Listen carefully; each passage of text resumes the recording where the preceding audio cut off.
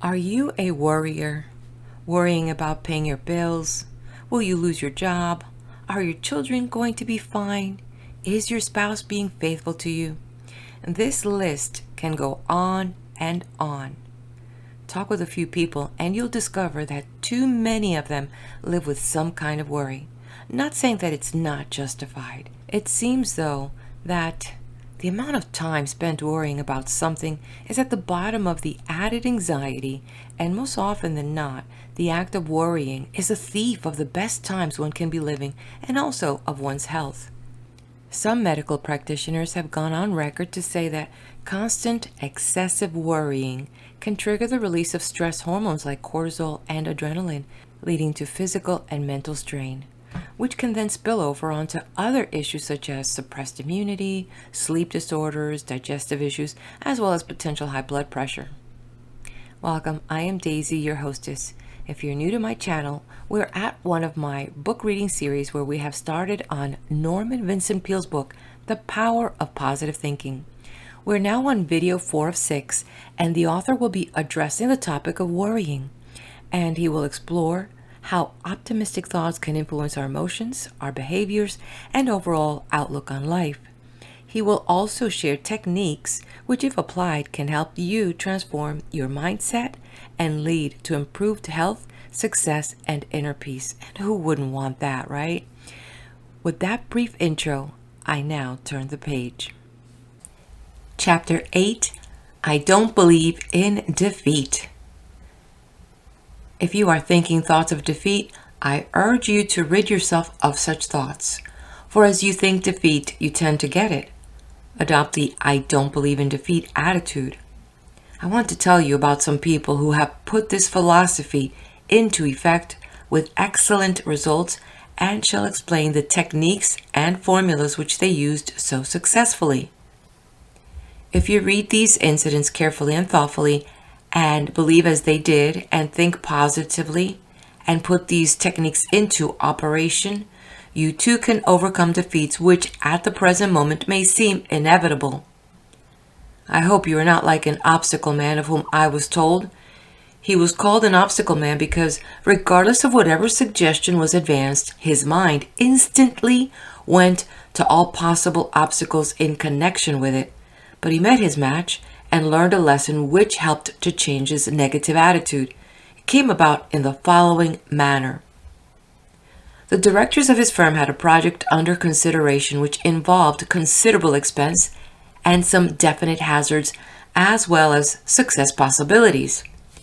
In the discussions regarding this venture, the obstacle man would invariably say, and always with a scholarly air, invariably this type acts wise, probably a cover-up for inner doubt feelings. Now just a moment, let's consider the obstacles involved. Another man who said very little, but who was respected by his associates for his ability and achievements, and for a certain indomitable quality which characterized him, presently spoke up and asked, "Why do you constantly emphasize the obstacles in this proposition instead of the possibilities?" "Because," replied the obstacle man, "to be intelligent one must always be realistic, and it is a fact that there are certain definite obstacles in connection with this project. What attitude would you take toward these obstacles, may I ask?" The other man unhesitatingly replied, "What attitude would I take towards these obstacles? Why, I would just remove them, that's all, and then I would forget them." "But," said the obstacle man, "that is easier said than done. You say you would remove them and then you would forget them. May I ask if you have any technique for removing obstacles and for forgetting them that the rest of us have never discovered?" A slow smile came over the face of the other man as he said, "Son, I have spent my entire life removing obstacles, and I never yet saw one that could not be removed provided you had enough faith and guts and were willing to work. Since you want to know how it's done, I will show you." He then reached into his pocket and took out his wallet. Under the glass window was a card on which were written some words. He shoved the wallet across the table and said, "There, son, read that. That is my formula. And don't give me the song and dance that it won't work either. I know better from experience." The obstacle man picked up the wallet and, with a strange look on his face, read the words to himself. "Read them out loud," urged the owner of the wallet. This is what he read in a slow, dubious voice. "I can do all things through Christ, which strengthen me." From the book of Philippians, chapter 4, verse 13. The owner of the wallet put it back in his pocket and said, "I have lived a long time, and I've faced a lot of difficulties in my time, but there is power in those words, actual power, and with them you can remove any obstacle." He said this with confidence, and everybody knew he meant it.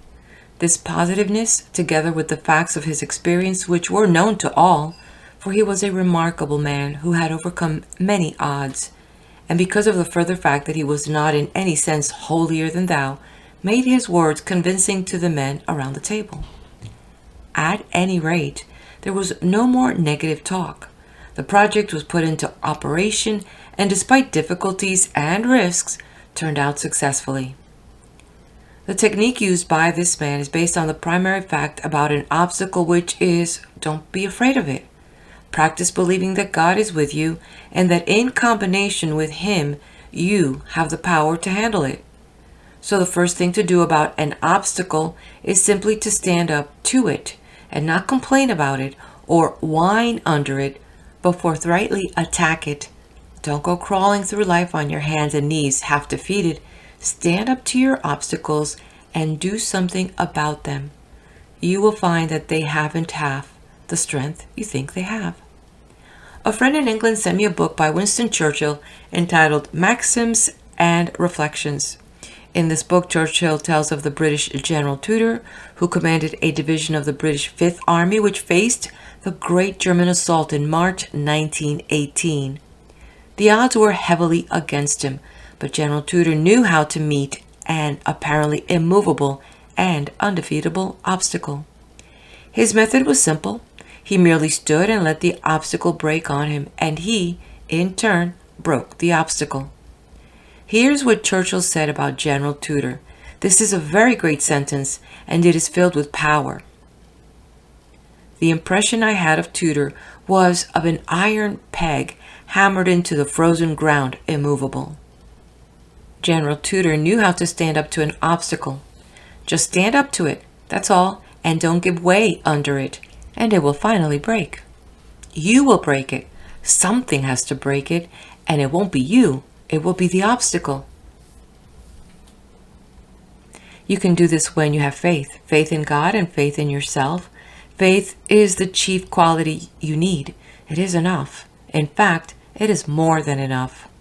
Use that formula which the businessman suggested, and you will develop this brand of powerful faith in God and in yourself. You will learn to know yourself, your own ability, your power to do things. To the degree to which your attitude shifts from negative to positive, the mastery touch will come to you. Then, with assurance, you can say to yourself under any and all circumstances and mean it, "I don't believe in defeat." Take the story of Gonzalez, who won the national tennis championship a few years ago in the grueling battle. He had been practically unknown, and because of wet weather, he had not been able to perfect his game prior to the tournament.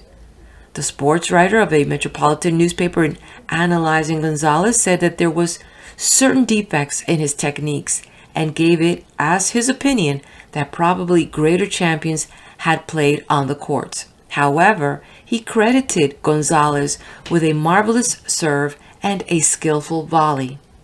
But the factor that won the championship, said the writer, was his staying power and the further fact that he was never defeated by the discouraging vicissitudes of the game. That is one of the most subtle lines I have ever read in any sports story. He was never defeated by the discouraging vicissitudes of the game. It means, does it not, that when the game seemed to go against him, he did not let discouragement creep in or negative thoughts dominate and thus lose the power needed to win. This mental and spiritual quality made that man a champion. He was able to face obstacles, to stand up to them and overcome them. Faith supplies staying power. It contains dynamic to keep one going when the going is hard. Anybody can keep going when the going is good, but some extra ingredient is needed to enable you to keep fighting when it seems that everything is against you. It is a great secret, that of never being defeated by the discouraging vicissitudes of the game. You may counter, but you don't know my circumstances. I am in a different situation than anybody else, and I am as far down as human being can get. In that case, you are fortunate, for if you are as far down as you can get, there's no further down you can go. There's only one direction you can take from this position, and that is up. So your situation is quite encouraging. However, I caution you not to take the attitude that you are in a situation in which nobody has ever been before. There is no such situation. Practically speaking, there are only a few human stories, and they have all been enacted previously. This is a fact that you must never forget. There are people who have overcome every conceivable difficult situation, even the one in which you now find yourself, and which to you seems utterly hopeless. So did it seem to some others, but they found an out, a way up, a path over, a pass through. One of the most inspiring illustrations of this act is the story of Amos Parrish, who twice every year brings together hundreds of leading department store executives and style experts in 2 huge clinics held in the Grand Ballroom of the Waldorf Astoria Hotel in New York City. At these clinics, Mr. Parrish gives advice to the merchant and their associates on business trends, on merchandise, on selling methods, and other matters important to the conduct of their business.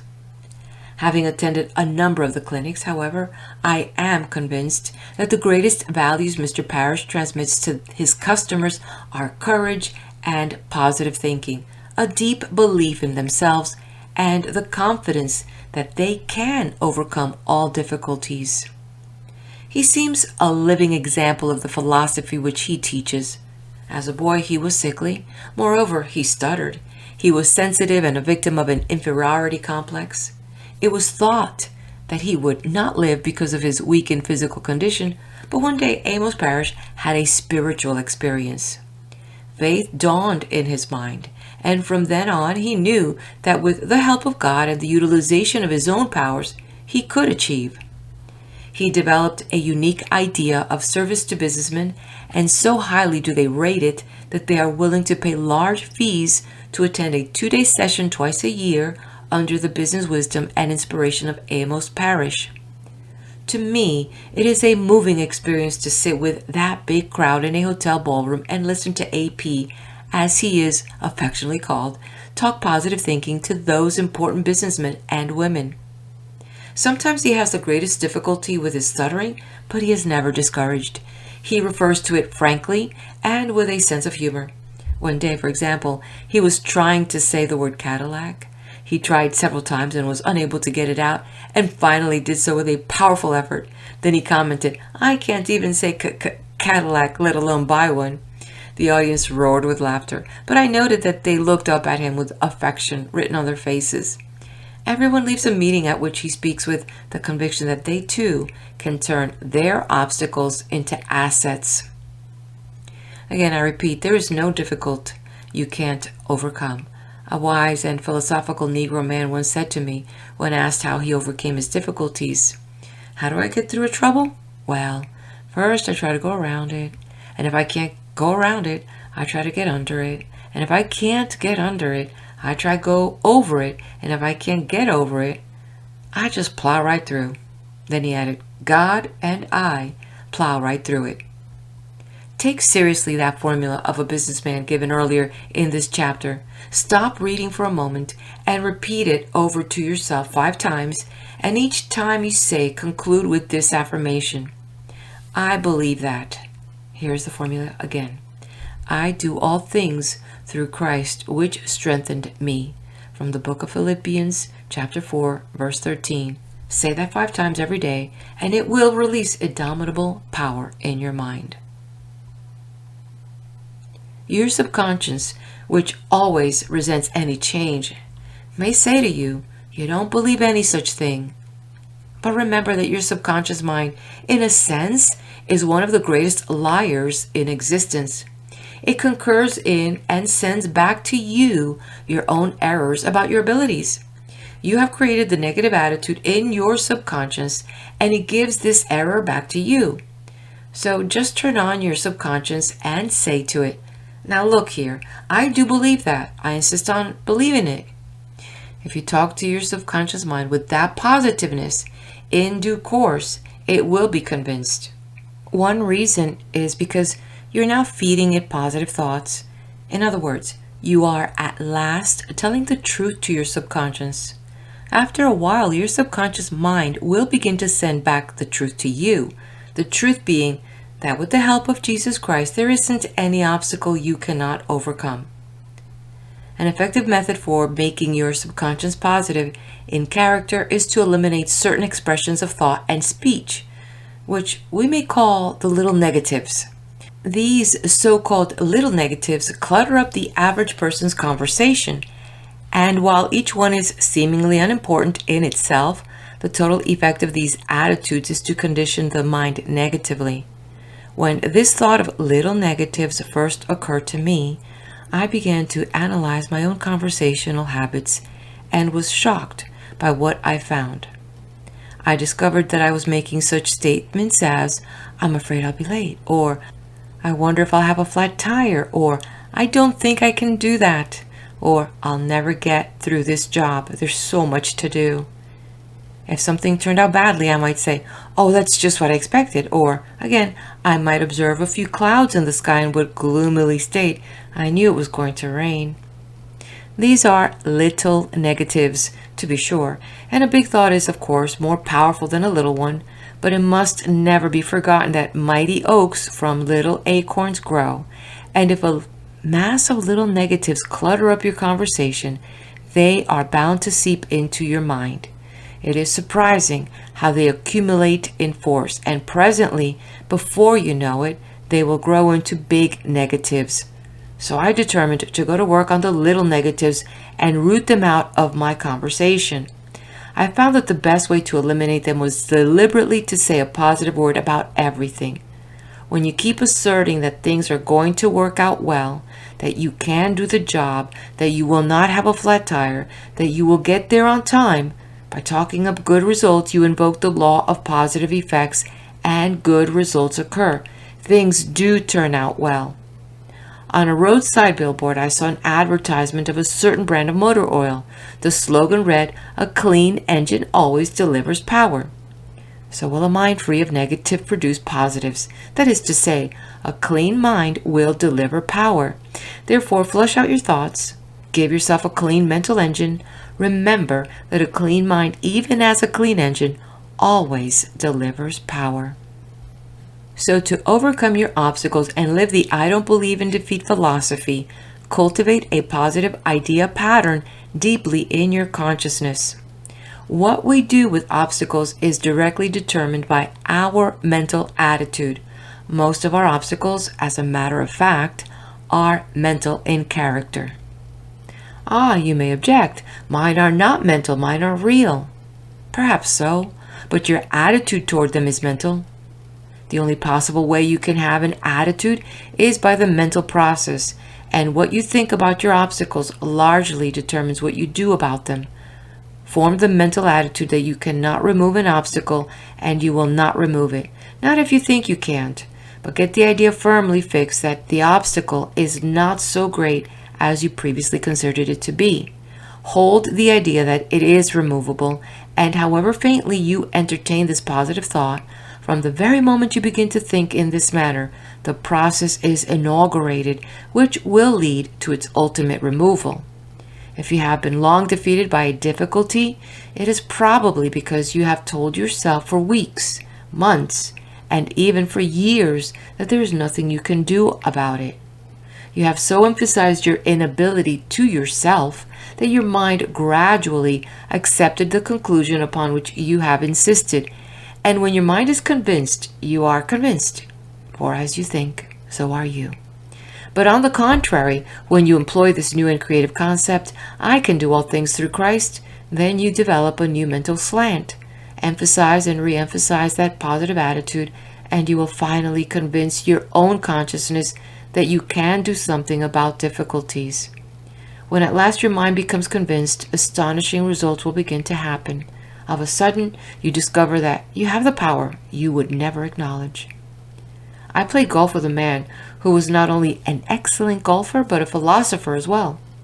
As we went around the golf course, the game itself drew out of him certain gems of wisdom, for one of which I shall ever be grateful. I hit a ball into the rough, into some high grass. When we came up to my ball, I said in some dismay, "Now just look at that. I certainly am in the rough. I had a bad lie. It is going to be tough getting out of here." My friend grinned and said, "Didn't I read something about positive thinking in your books?" Sheepishly, I acknowledged that such was the case. "I wouldn't think negatively about that lie of yours," he said. "Do you think you could get a good hit if this ball were lying out on the fairway on the short grass?" I said I thought so. "Well," he continued, "why do you think you could do better out there than here?" "Because," I replied, "the grass is cut short on the fairway and the ball can get away better." Then he did a curious thing. "Let's get down on our hands and knees," he suggested, "and examine the situation. Let's see just how this ball does lie." So we got down on our hands and knees, and he said, "Observe that the relative height of the ball here is about as same as it would be on the fairway, the only difference being that you have about 5 or 6 inches of grass above the ball." Then he did an even more whimsical thing. "Notice the quality and character of this grass," he said. He pulled off a blade and handed it to me. "Chew it," he said. I chewed and asked, "Isn't that tender?" "Why, yes," I replied. "It certainly does seem to be tender grass."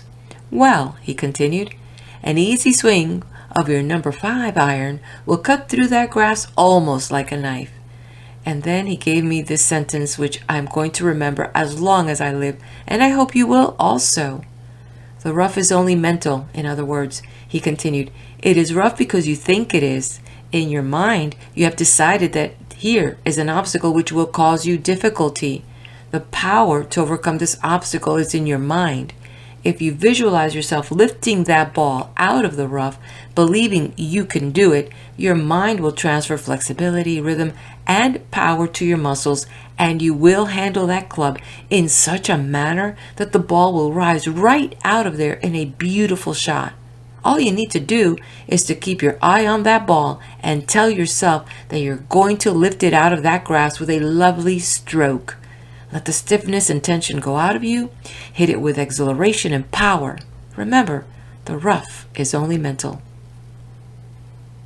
To this day, I remember the thrill, the sense of power and delight I had in the clean shot that dropped that ball to the edge of the green. That is a very great fact to remember in connection with difficult problems. The rough is only mental. Your obstacles are present, all right. They're not fanciful, but they are not actually so difficult as they seem. Your mental attitude is the most important factor.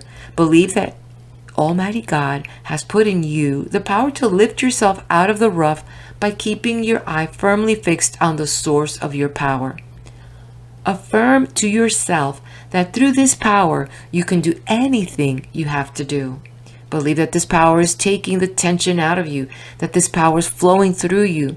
Believe this, and a sense of victory will come. Now take another look at that obstacle that has been bothering you.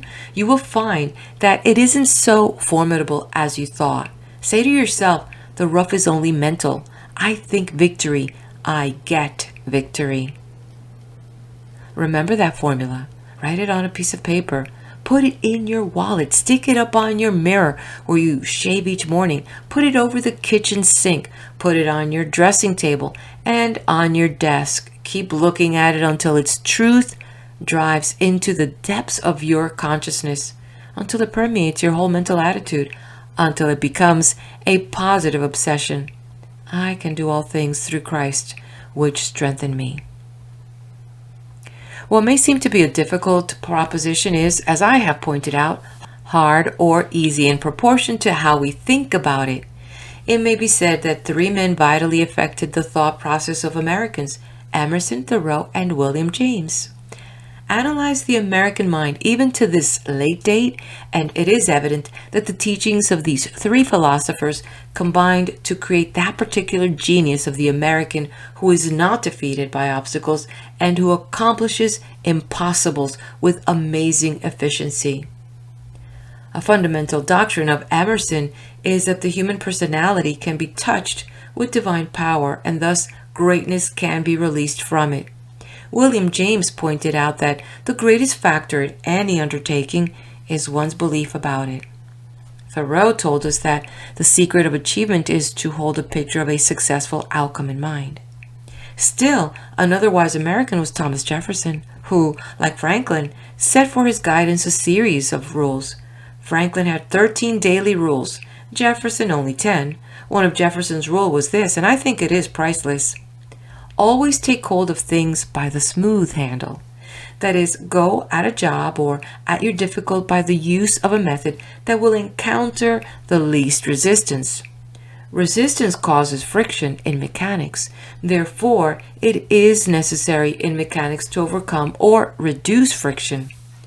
The negative attitude is a friction approach. That is why negativism develops such great resistance. The positive approach is the smooth handle technique. It is in harmony with the flow of the universe. It not only encounters less resistance, but actually stimulates assistance forces. It is remarkable how from early life until the end of your existence, the application of this philosophy will enable you to attain successful results in areas where otherwise you would be defeated. For example, a woman sent her 15-year-old son to us. She said she wanted him straightened out. It annoyed her to no end that her boy could never get over 70 in any of his studies. This boy has a great mind potentially, she declared proudly. How do you know he has a great mind? I asked. Because he's my son, she said. I graduated from college magna cum laude. The boy came in very glumly. So I asked, what's the matter, son? I don't know. My mother sent me to see you. Well, I commented, you don't seem to be burning with enthusiasm. Your mother says you get only 70s. Yes, he said, that's all I get. And he added, that isn't the worst of it. I've even received less than that. Do you think you have a good mind, son? I asked. My mother says I have. I don't know. I think I'm awful dumb, Dr. Peale. He said earnestly, I study the stuff. At home I read it over once and then close the book and try to remember it. I repeat this process about 3 times, and then I think that if 3 times doesn't get it into my head, how am I ever going to get it into my head? And then I go to school thinking maybe I have it, and the teacher calls on me to say something, and I stand up and I can't remember a thing.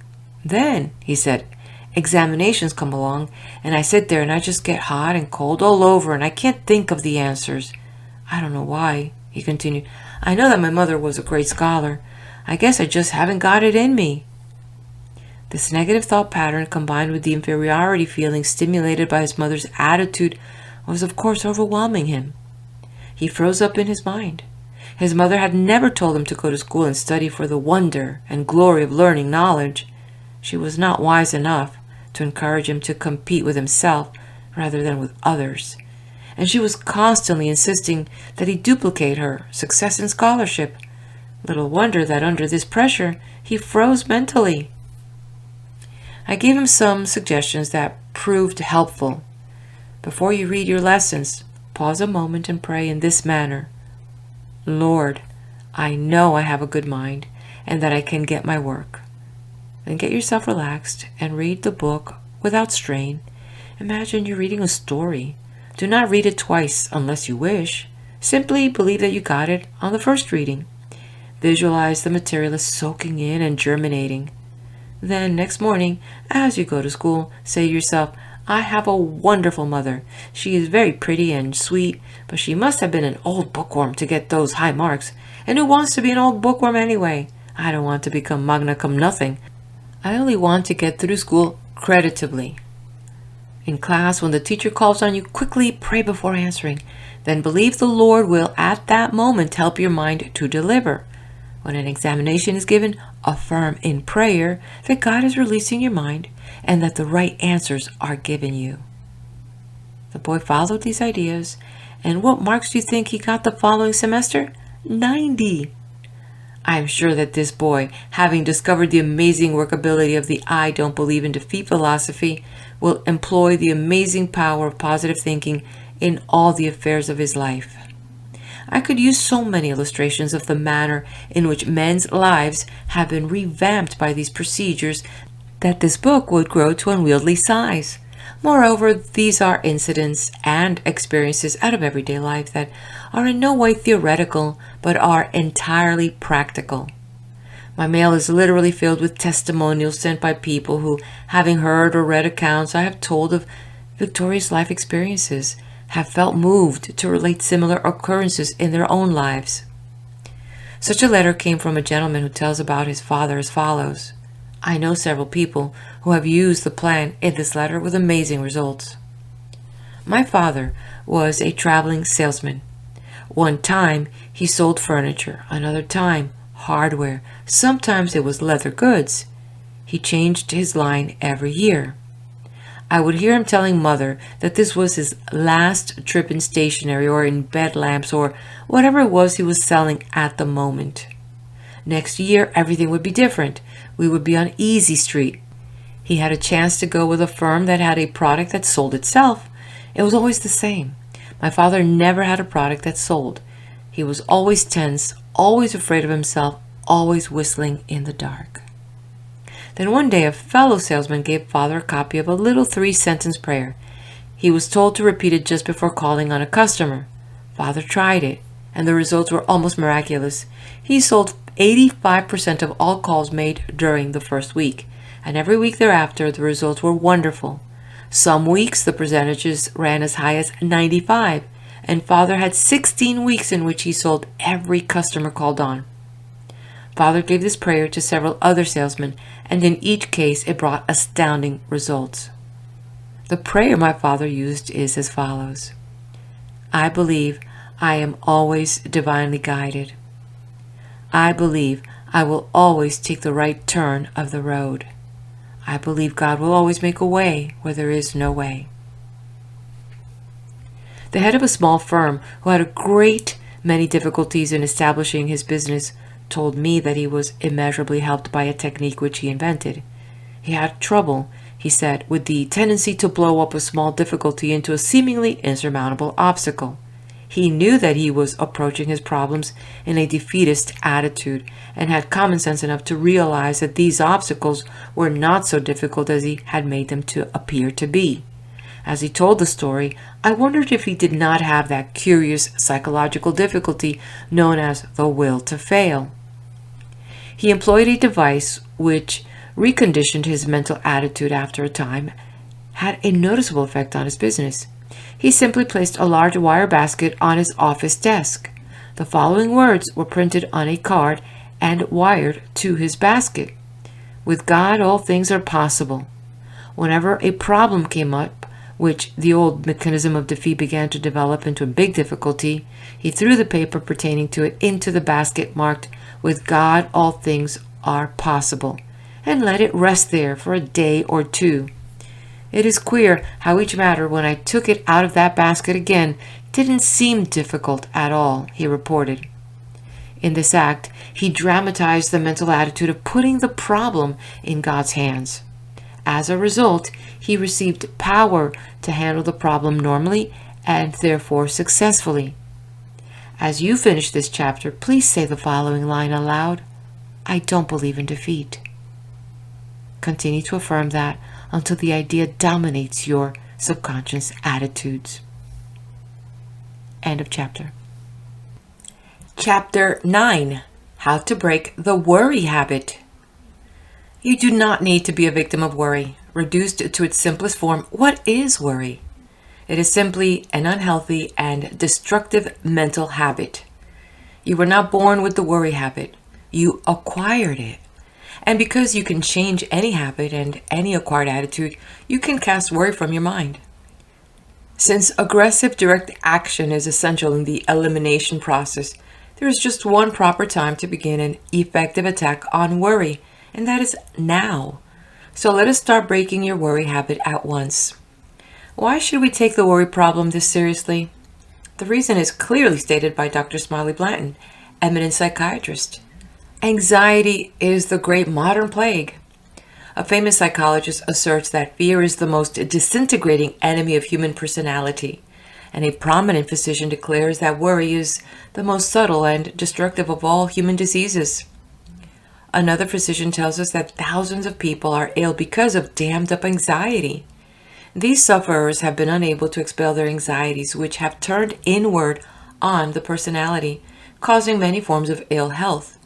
The destructive quality of worry is indicated by the fact that the word itself is derived from an old Anglo-Saxon word meaning to choke. If someone were to put his fingers around your throat and press hard, cutting off the flow of vital power, it would be a dramatic demonstration of what you do to yourself by long-held and habitual worry. We are told that worry is not infrequently a factor in arthritis. Physicians who have analyzed the causes of this prevalent disease assert the following factors. At least some of them are nearly always present in arthritic cases: financial disaster, frustration, tension, apprehension, loneliness, grief, long-held ill will, and habitual worry.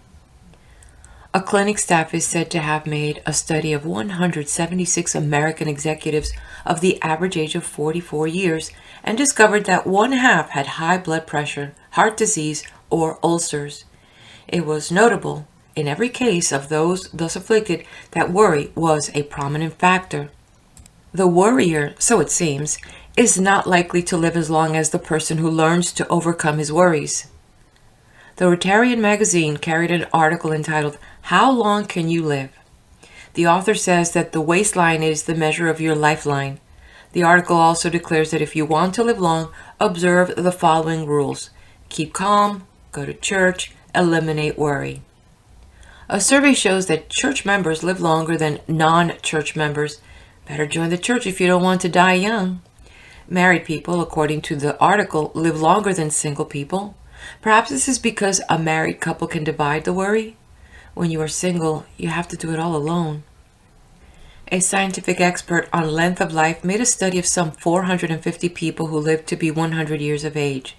He found that these people lived long and contented lives for the following reasons. 1. They kept busy.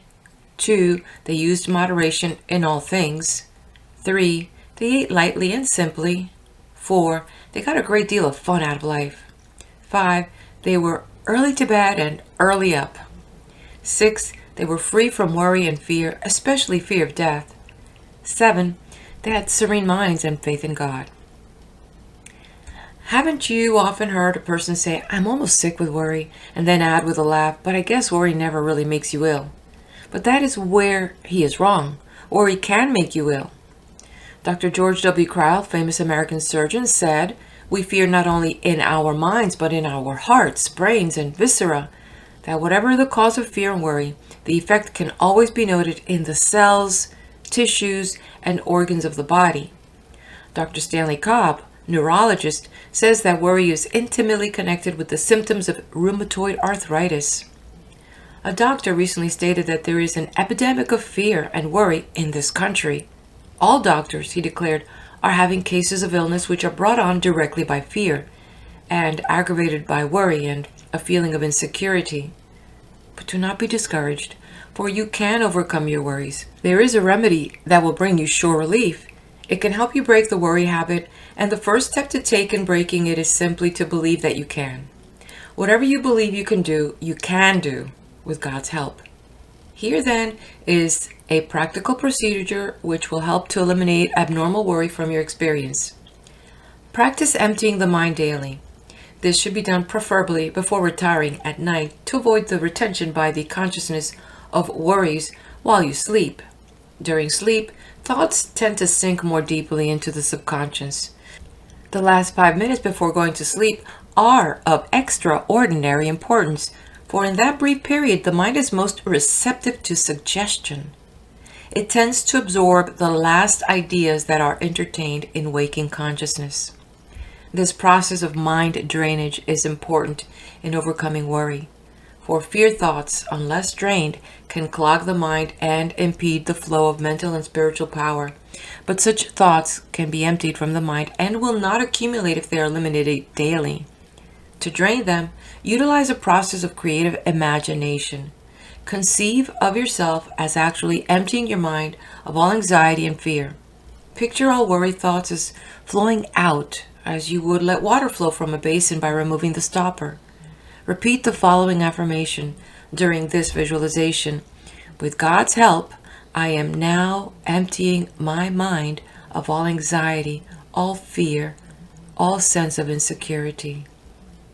Repeat this slowly 5 times, then add, I believe that my mind is now emptied of all anxiety, all fear, all sense of insecurity. Repeat that statement 5 times. Meanwhile, holding a mental picture of your mind as being emptied of these concepts. Then thank God for thus freeing you from fear. Then go to sleep.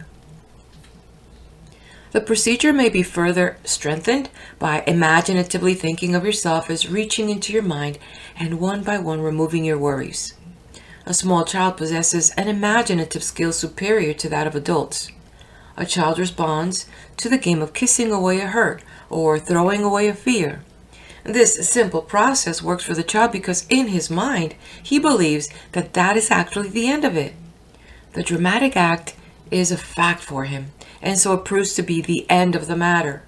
Visualize your fears as being drained out of your mind, and the visualization will in due course be actualized. Imagination is a source of fear, but imagination may also be the cure of fear. Imagineering is the use of mental images to build factual results, and it is an astonishingly effective procedure. Imagination is not simply the use of fancy. The word imagination derives from the idea of imaging, that is to say, you form an image either of fear or of release from fear. When you imagine may ultimately become a fact if held mentally with sufficient faith.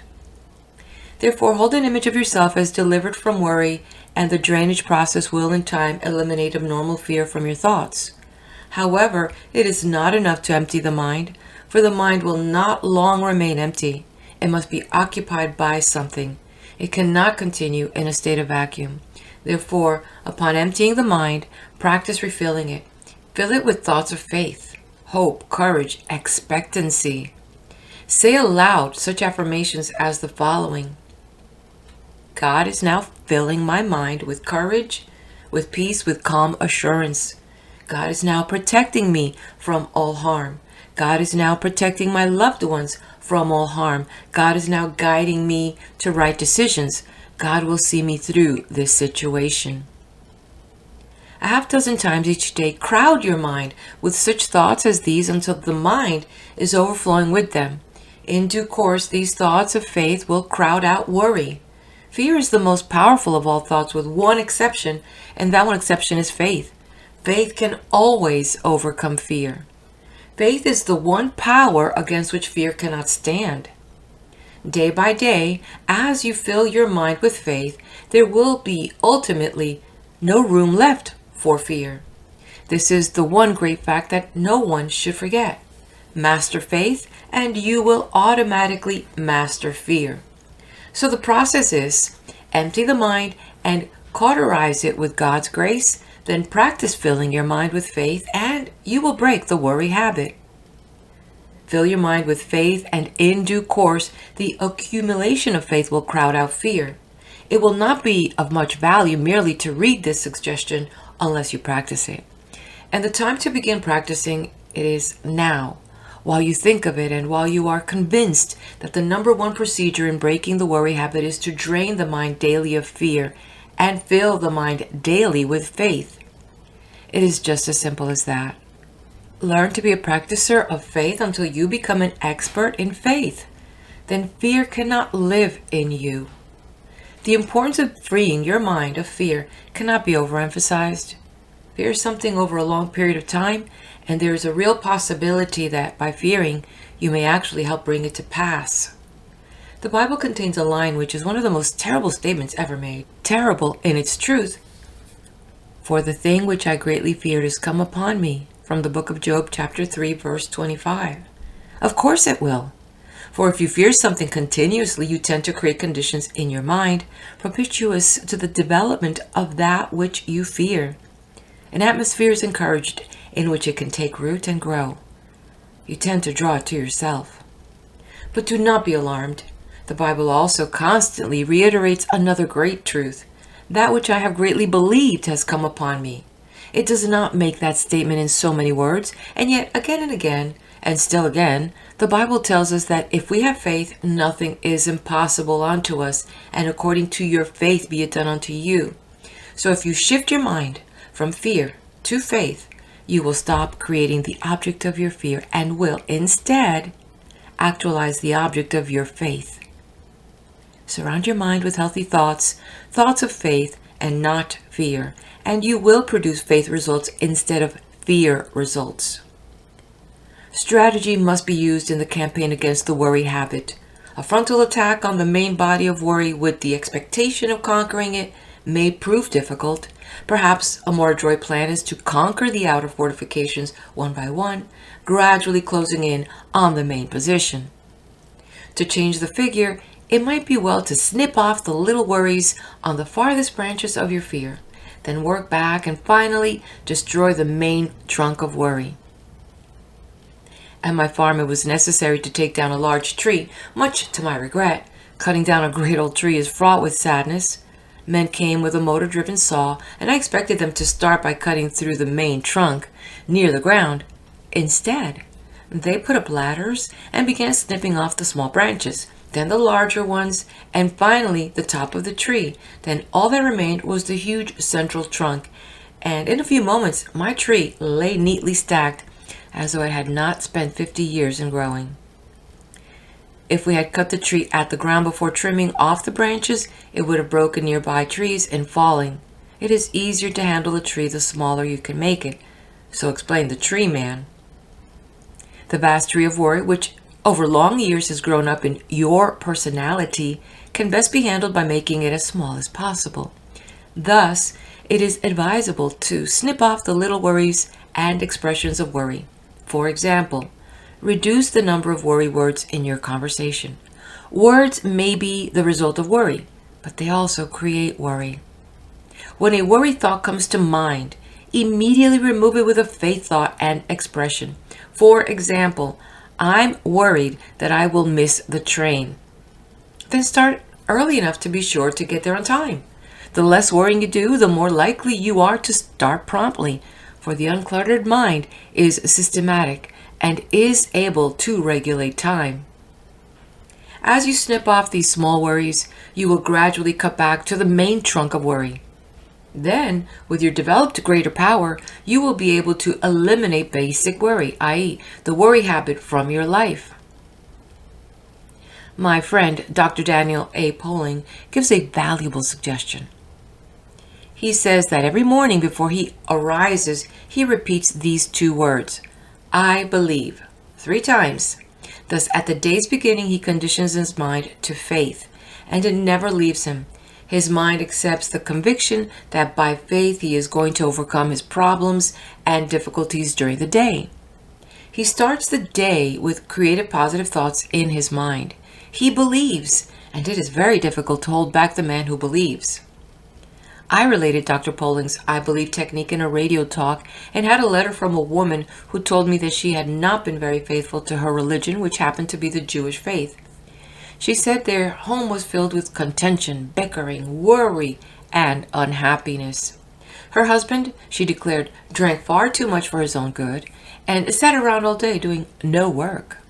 He weakly complained that he couldn't find a job. This woman's mother-in-law lived with her, and the latter whined and complained of her aches and pains all the while. This woman said that Dr. Poling's method impressed her, and she decided to try it for herself. So the next morning, upon awakening, she affirmed, I believe, I believe, I believe.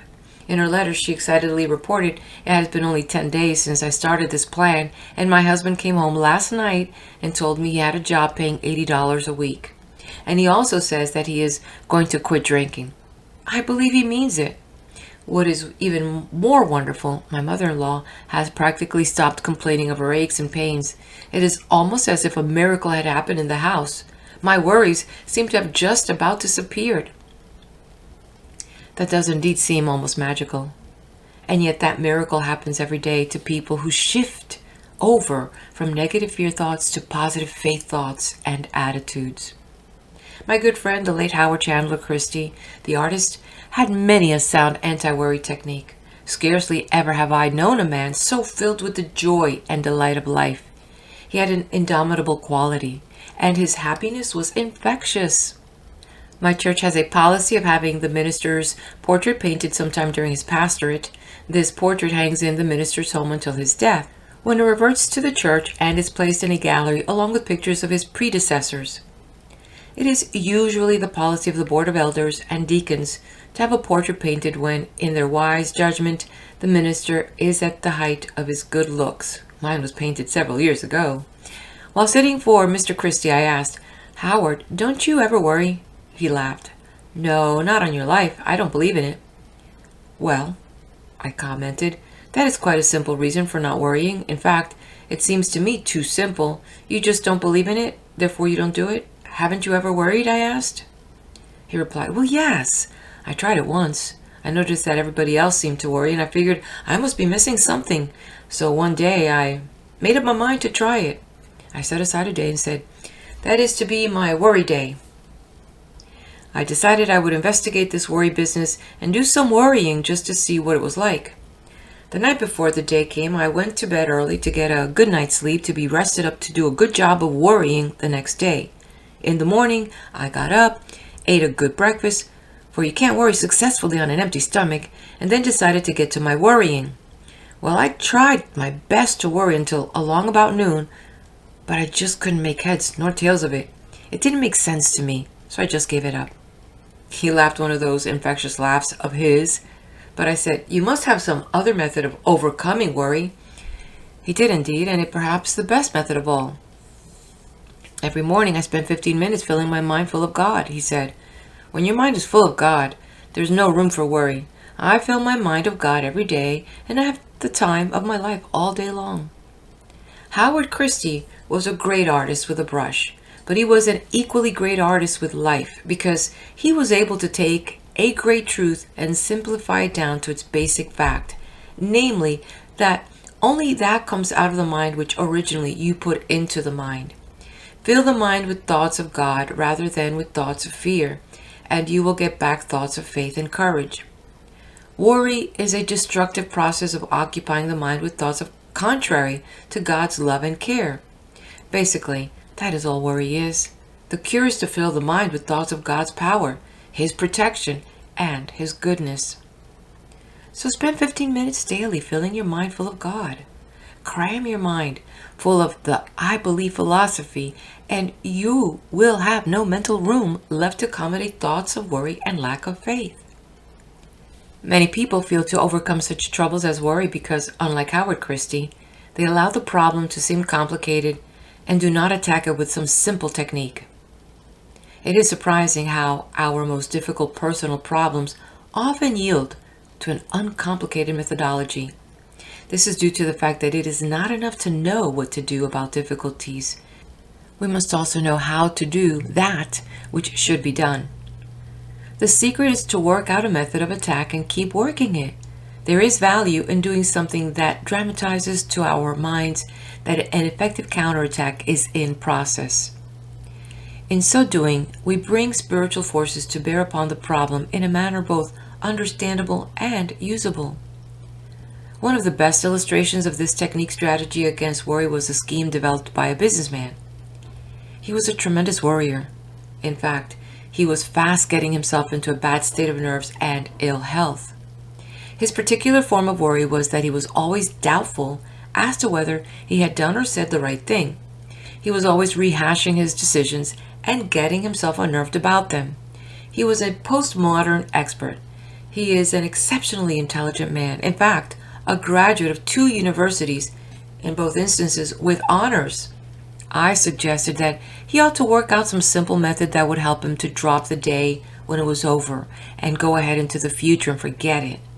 I explained the gripping effectiveness of simple, dramatized spiritual truth. It is always true that the greatest minds have the best ability to be simple. That is, they have the capacity to work out some simple plans for putting profound truths into operation.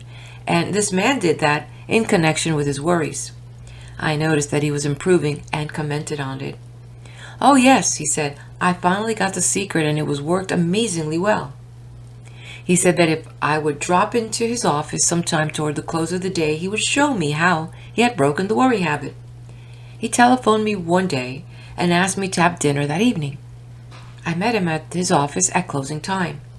He explained that he had broken his worry habit by working out a little ritual that he performed every night before leaving his office, and it was very unique. It made a lasting impression upon me. We picked up our hats and coats and started toward the door. By the door of his office stood a wastebasket, and above it on the wall was a calendar. It was not one of those calendars where you see a week or a month or 3 months. It was a one-day calendar. You could see only one date at a time, and the date was in large print. He said, "Now I will perform my evening ritual, the one that has helped me break the worry habit." He reached up and tore off the calendar page for that particular day. He rolled it into a small ball, and I watched with fascination as his fingers slowly opened and he dropped that day into the wastebasket. Then he closed his eyes and his lips moved, and I knew that he was praying, so was respectfully silent. Upon finishing his prayer, he said aloud, "Amen.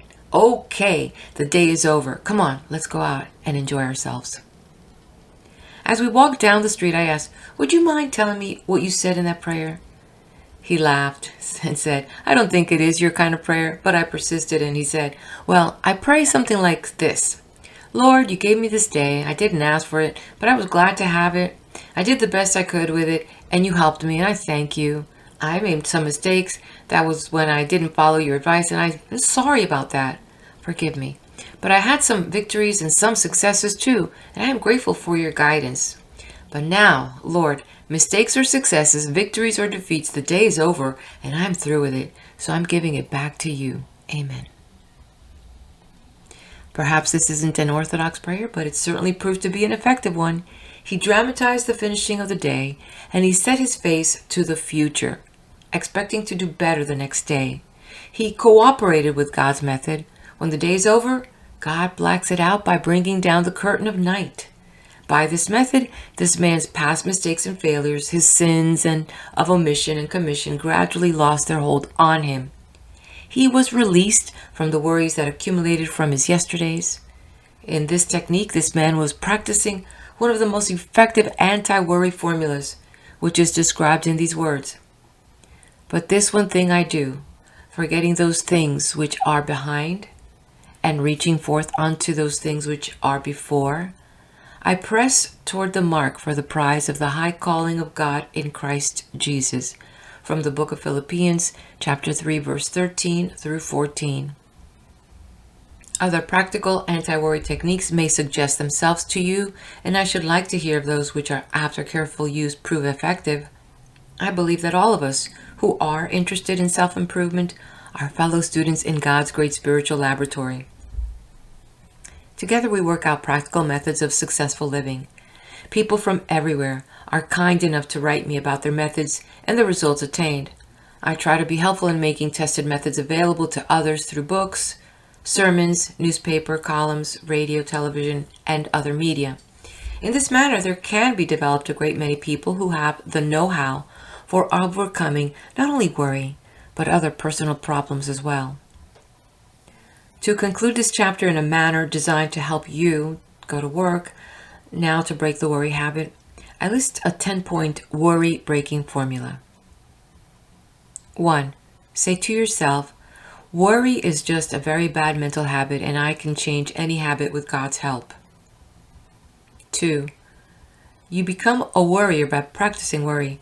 You can become free of worry by practicing the opposite and stronger habit of faith. With all the strength and perseverance you can command, start practicing faith. 3. How do you practice faith? First thing every morning, before you arise, say out loud, I believe, 3 times. 4. Pray using this formula. I place this day, my life, my loved ones, my work in the Lord's hands. There's no harm in the Lord's hands, only good. Whatever happens, whatever results, if I'm in the Lord's hands, it is the Lord's will, and it is good. 5. Practice saying something positive concerning everything about which you have been talking negatively. Talk positively. For example, don't say this is going to be a terrible day. Instead, affirm this is going to be a glorious day.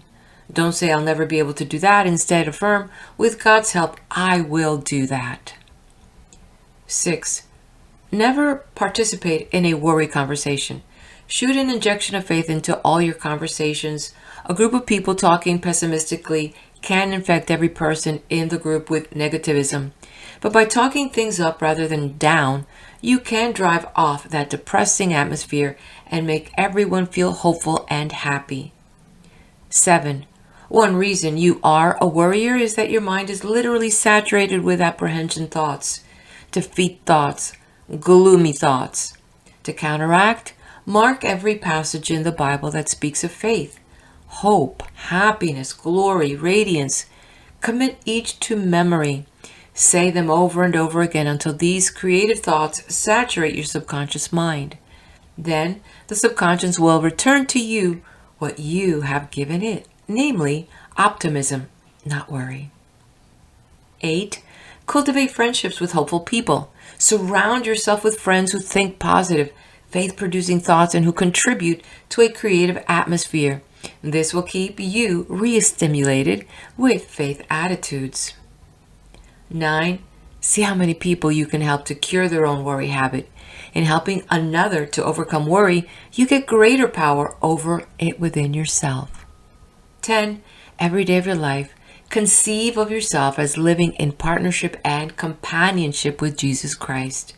If He actually walked by your side, would you be worried or afraid? Well then, say to yourself, He is with me. Affirm aloud, I am with you always. Then change it to say, He is with me now. Repeat that affirmation 3 times every day. End of chapter. Chapter 10. Power to solve personal problems. I want to tell you about some fortunate people who found the right solution to their problems. They followed a simple but highly practical plan, and in each case the outcome was a happy and successful one. These people are in no sense different than you. They had the same problems and difficulties that you have, but they found a formula which helped them to get the right answers to the difficult questions facing them. This same formula applied by you can get similar results. First, let me tell you the story of a husband and wife, longtime friends of mine. For years, Bill, the husband, worked hard until he finally reached the rung next to the top of the ladder in his company. He was in line for the presidency of the firm and felt certain that upon retirement of the president he would be advanced to that position. There was no apparent reason why his ambition should not be realized, for by ability, training, and experience he was qualified. Besides, he had been led to believe he was to be chosen. However, when the appointment was made, he was bypassed. A man was brought in from the outside to fill the post. I arrived in his city just after the blow had fallen. The wife, Mary, was in an especially vindictive state of mind. At dinner, she bitterly outlined all that she would like to tell them. The intense disappointment, humiliation, frustration, focused in a burning anger which she poured out to her husband and me. Bill, on the contrary, was quiet. Obviously hurt, disappointed, and bewildered, he took it courageously. Being essentially a gentle person, it was not surprising that he failed to become angry or violent in his reaction. Mary wanted him to resign immediately. She urged him to tell them off and tell them plenty, then quit. He seemed disinclined to take this action, saying perhaps it was for the best, and he would go along with the new man and help him in any way that he could. That attitude admittedly might be difficult, but he had worked for the company for so long that he would not be happy elsewhere, and besides, he felt that in the secondary position the company could continue to use him. The wife then turned to me and asked what I would do. I told her that I would, like herself, undoubtedly feel disappointed and hurt, but that I would try not to allow hate to creep in, for animosity not only corrodes the soul, but disorganizes thought processes as well. I suggested that what we needed was divine guidance, a wisdom beyond ourselves in this situation. There was such an emotional content in the problem that we might possibly be incapable of thinking the matter through objectively and rationally. I suggested, therefore, that we have a few minutes of quietness, no one saying anything, that we sit quietly in an attitude of fellowship and prayer, turning our thoughts to the one who said, "Where 2 or 3 are gathered together in my name, there am I in the midst of them," from the book of Matthew chapter 18, verse 20. I pointed out that there were 3 of us, and if we sought to achieve the spirit of being gathered in His name, He would also be present to quiet us and show us what to do. It was not easy for the wife to accommodate herself to the mood suggested, but basically she was an intelligent, high-type person, and she joined in the plan. Presently, after a few quiet minutes, I suggested that we join hands, and even though we were in a public restaurant, I would quietly offer a prayer. In the prayer, I asked for guidance, I requested peace of mind for Bill and Mary, and I went a step further and even asked God's blessing upon the new appointee. I also prayed that Bill would be able to fit in with the new administration and give more effective service than before. After the prayer, we sat silent for a time. Then with a sigh, the wife said, "Yes, I guess that is the way to do it. When I knew you were coming to dinner with us, I feared that you would tell us to take a Christian position on this. Frankly, I didn't feel like doing that. I was boiling inwardly. But of course I realized that the right answer to this problem is to be found through that approach. I will try it faithfully, as difficult as it may be." She smiled wanly, but the animus was gone. From time to time I checked with my friends and found that while everything was not entirely as they desired, they gradually became fairly contented under the new arrangement. They were able to overcome their disappointment and ill will. Bill even confided to me that he liked the new man and in a way enjoyed working with him. He told me that the new president often called him in for consultation and seemed to lean on him. Mary was nice to the president's wife, and in fact they went to the fullest extent to be cooperative. 2 years passed. One day I arrived in their city and telephoned them. "Oh, I am so excited I can hardly speak," Mary said. I commented that anything that could put her in that state must be of unusual importance. Ignoring this remark, she cried, "Oh, the most wonderful thing has happened. Mr. So-and-so," naming the president, "has been selected by another company at a big promotion for a special job which will take him out of our organization into a much better position, and—" She posed the question, "Guess what? Bill has just been notified that he is now the president of this company. Come over right away and let the 3 of us give thanks together." Later, as we sat together, Bill said, "Do you know, I'm beginning to realize that Christianity isn't theoretical after all. We have solved a problem according to well-defined spiritual scientific principles. I shudder to think," he said, "of the terrible mistake we would have made had we not gone at this problem according to the formula contained in the teachings of Jesus." "Who in the world," he asked, "is responsible for the silly idea that Christianity is impractical? Never again will I let a problem come up without attacking it in just the way the 3 of us solved this one."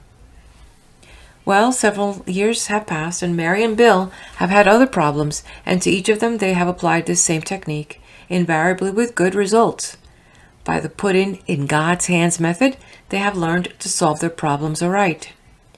Another effective technique in problem solving is the simple device of conceiving of God as a partner. One of the basic truths taught by the Bible is that God is with us. In fact, Christianity begins with that concept. For when Jesus Christ was born, he was called Emmanuel, meaning God with us. Christianity teaches that in all the difficulties, problems, and circumstances of this life, God is close by. We can talk to him, lean upon him, get help from him, and have the inestimable benefit of his interest, support, and help. Practically, everybody believes in a general way that this is true, and many have experienced the reality of this faith. In getting correct solutions to your problems, however, it is necessary to get a step further than believing this, for one must actually practice the idea of presence. Practice believing that God is as real and actual as your wife or your business partner or your closest friend. Practice talking matters over with him. Believe that he hears and gives thought to your problem. Assume that he impresses upon your mind through consciousness the proper ideas and insights necessary to solve your problems. Definitely believe that in these solutions there will be no error, but that you will be guided to actions according to truth which result in right outcomes. A businessman stopped me one day following a Rotary Club meeting in Western City at which I made a speech. He told me that something he had read in one of my newspaper columns had, as he put it, completely revolutionized his attitude and saved his business.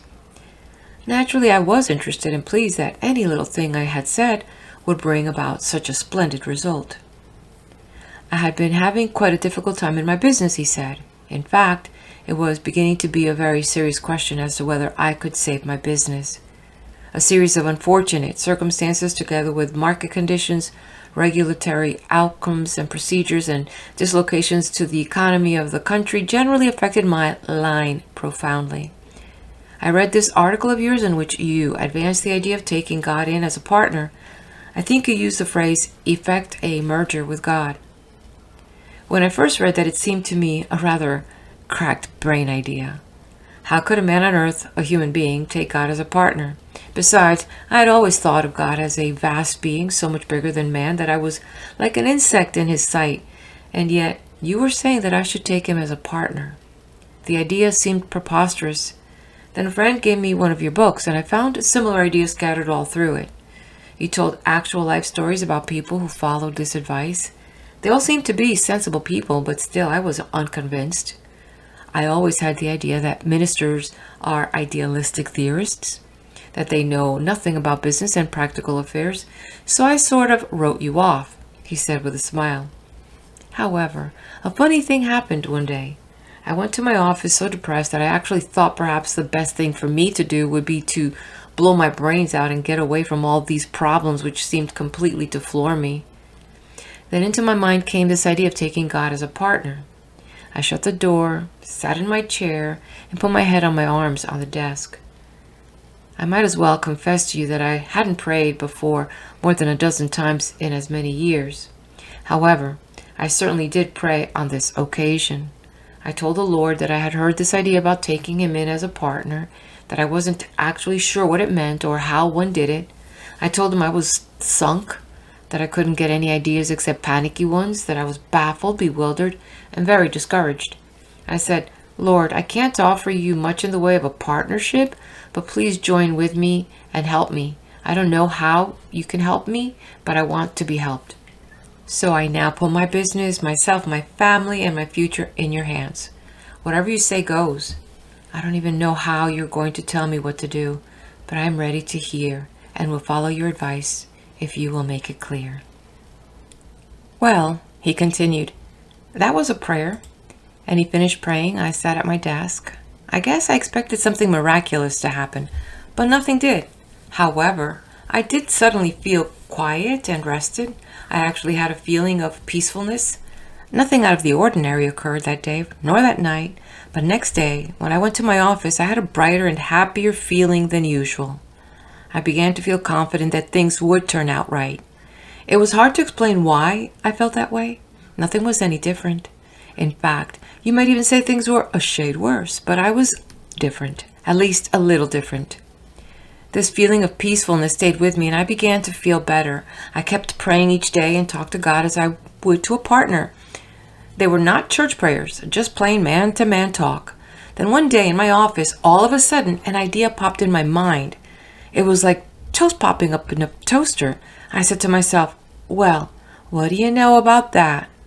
For it was something that had never occurred to me, but I knew instantly that it was just the method to follow. Why I had never thought of it before, I haven't the slightest idea. My mind was too tied up, I guess. I hadn't been functioning mentally. I immediately followed the hunch. Then he stopped. No, it was no hunch. It was my partner talking to me. I immediately put this idea into operation, and things began to roll. New ideas began to flow out of my mind, and despite conditions, I began to get the business back on an even keel. Now the general situation has improved considerably, and I'm out of the woods." Then he said, "I don't know anything about preaching or about writing the kind of books you write, or any books for that matter, but let me tell you this. Whenever you get a chance to talk to businessmen to tell them that if they will take God as a partner in their business, they will get more good ideas than they can ever use, and they can turn those ideas into assets. I don't merely mean money," he said, "although a way to get a good return on your investment, I believe, is to get God-guided ideas. But tell them that the God partnership method is the way to get their problems solved right." This incident is just one of many similar demonstrations of the law of divine human relationship working itself out in practical affairs. I cannot emphasize too strongly the effectiveness of this technique of problem solving. It has produced amazing results in the many cases coming under my observation. In the very necessary business of solving problems, it is important, first of all, to realize that the power to solve them is inherent within you. Second, it is necessary to work out and actualize a plan. Spiritual and emotional planlessness is a definite reason for the failure of many people to meet their personal problems successfully. A business executive told me that he puts his dependence upon the emergency powers of the human brain. It is his theory, and a sound one, that a human being possesses extra powers that may be tapped and utilized under emergency situations.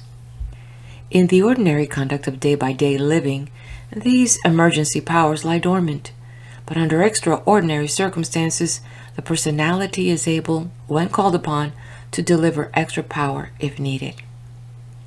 A person who develops a working faith does not allow these powers to lie dormant, but in proportion to his faith brings many of them into play in connection with normal activity.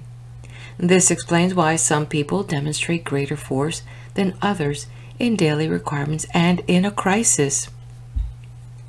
They have made it a habit normally to draw upon the powers that would otherwise be ignored, except in some dramatic necessity. When a difficult situation arises, do you know how to meet it? Have you any clearly defined plan for solving unusually difficult problems as they develop?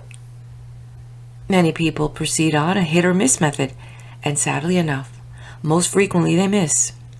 I cannot urge too strongly the importance of a planned use of your greater powers in meeting problems. In addition to the method of 2 or 3 praying together in the surrender of God technique, and that of establishing a partnership with God, and the importance of a plan to tap and utilize emergency inner powers, there is still another tremendous technique, that of practicing faith attitudes.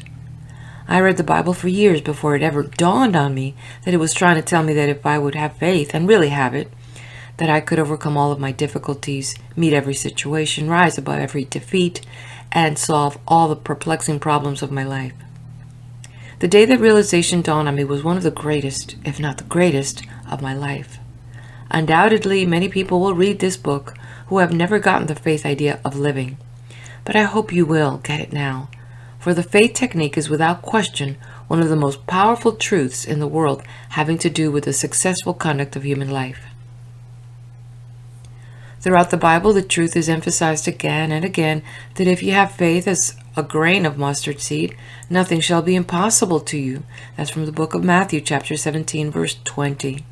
The Bible means this absolutely, factually, completely, and literally. It isn't an illusion. It isn't a fantasy.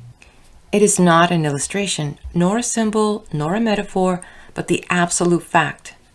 Faith, even as a grain of mustard seed, will solve your problems, any of your problems, all of your problems, if you believe it and practice it.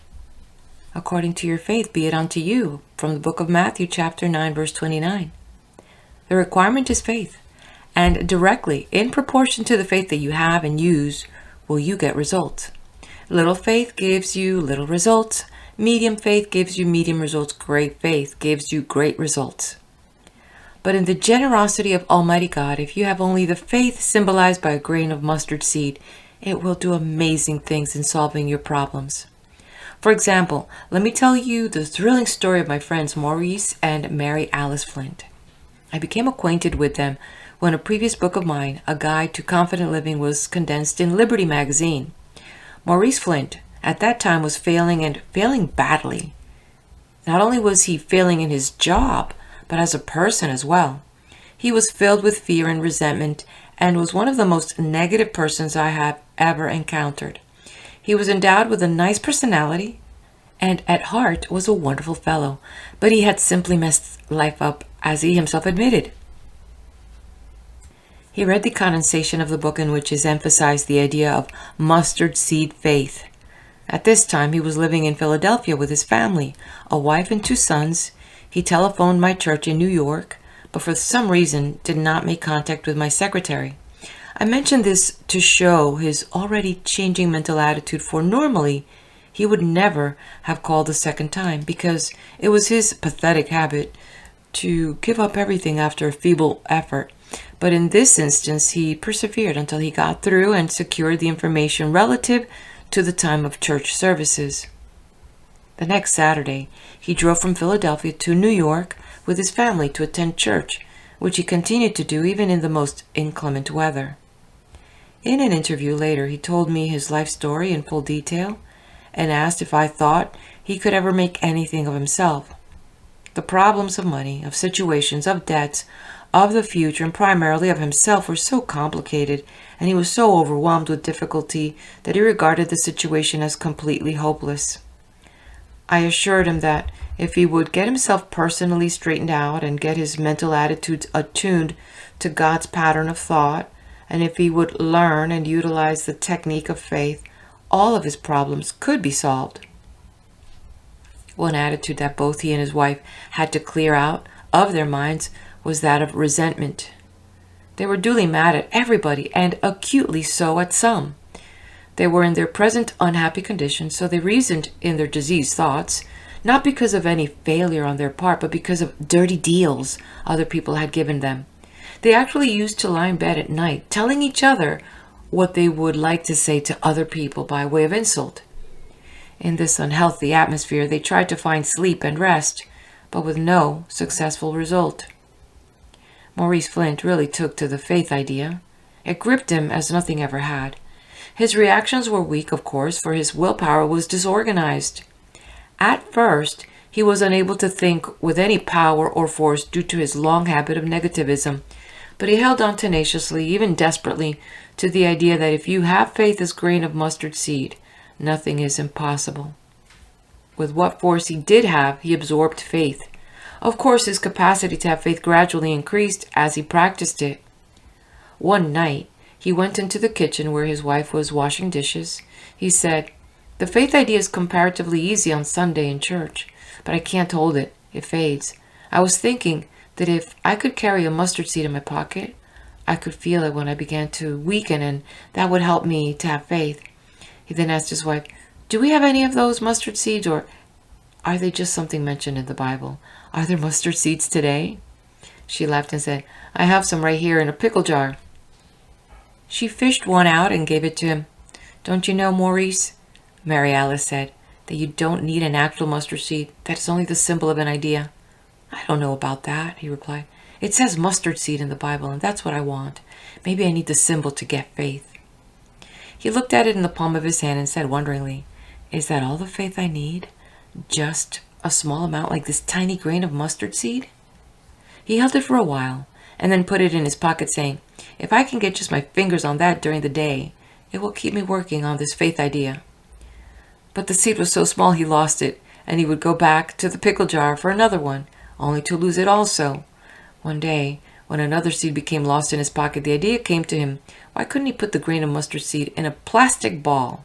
He could carry this ball in his pocket or put it on his watch chain, always to remind him that if he had faith as a grain of mustard seed, nothing would be impossible unto him. He consulted a supposed expert in plastics and also how to insert a mustard seed in a plastic ball so there would be no bubble.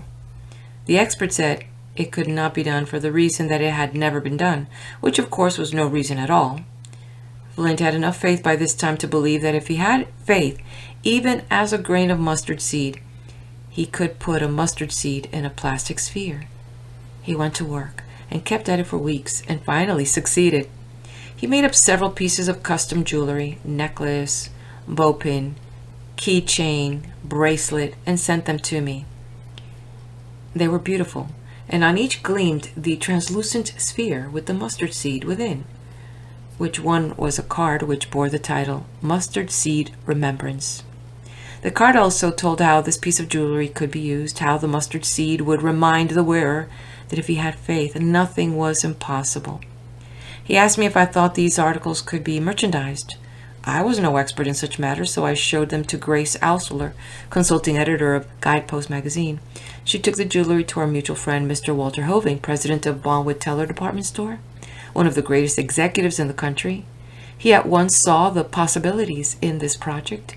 Imagine my astonishment and delight when in the New York papers a few days later was a 2-column advertisement reading, "Symbol of faith, a genuine mustard seed enclosed in sparkling glass makes a bracelet with real meaning."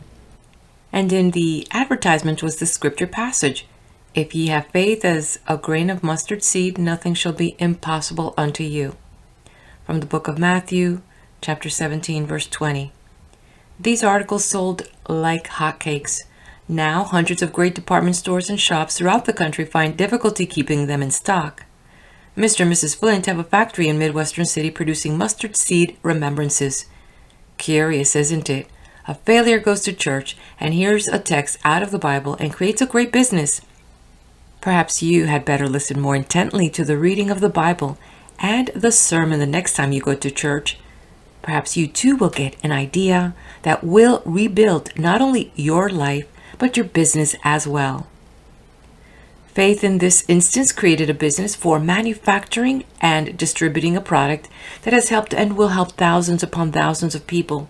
So popular and effective is it that others have copied it, but the Flint Mustard Seed Remembrancer is the original. The story of the lives that have been changed by this little device is one of the most romantic spiritual stories of this generation. But the effect on Maurice and Mary Alice Flint, the transformation of their lives, the remaking of their characters, the releasing of their personalities. This is a thrilling demonstration of faith power. No longer are they negative, they are positive. No more are they defeated, they are victorious. They no longer hate, they have overcome resentment, and their hearts are filled with love. They are new people with a new outlook and a new sense of power. They are two of the most inspiring people I ever knew. Ask Maurice and Mary Alice Flint how to get a problem solved, right? They will tell you, have faith, really have faith, and believe me, they know. If as you read this story you have said to yourself negatively, and that is being negative, that Flints were never so bad off as I am, let me tell you that I have scarcely ever seen anybody as badly off as were the Flints. And let me say further that regardless of however desperate your situation may be, if you will use the 4 techniques outlined in this chapter, as did the Flints, you too can get your problem solved. In this chapter, I have tried to show various methods for solving a problem. Now, I wish to give 10 simple suggestions as a concrete technique to use generally in solving your problems. 1. Believe that for every problem there is a solution. 2. Keep calm. Tension blocks the flow of thought power. Your brain power cannot operate efficiently under stress. Go at your problem easy-like. 3. Don't try to force an answer. Keep your mind relaxed so that the solution will open up and become clear. 4. Assemble all the facts impartially, impersonally, and judicially. 5. List these facts on paper. This clarifies your thinking, bringing the various elements into orderly system. You see as well as you think. The problem becomes objective, not subjective. 6. Pray about your problem, affirming that God will flash illumination into your mind. 7. Believe in and seek God's guidance on the promise of the 3rd Psalm. Thou wilt guide me by thy counsel. 8. Trust in the faculty of insight and intuition. 9. Go to church and let your subconscious work on the problem as you attune to the mood of worship. Creative spiritual thinking has amazing power to give right answers.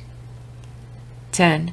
If you follow these steps faithfully, then the answer that develops in your mind or comes to pass is the right answer to your problem. End of chapter. In the next video, Norman Vincent Peale from The Power of Positive Thinking will go into how to use faith in healing and also understanding how the inflow of new thoughts can remake you. Question is the quality of those thoughts, right? If you haven't done so, could you please hit that like button? It helps me with the algorithm. And if you know of someone that could benefit from this content, please share the video. And yes, subscribe to the channel.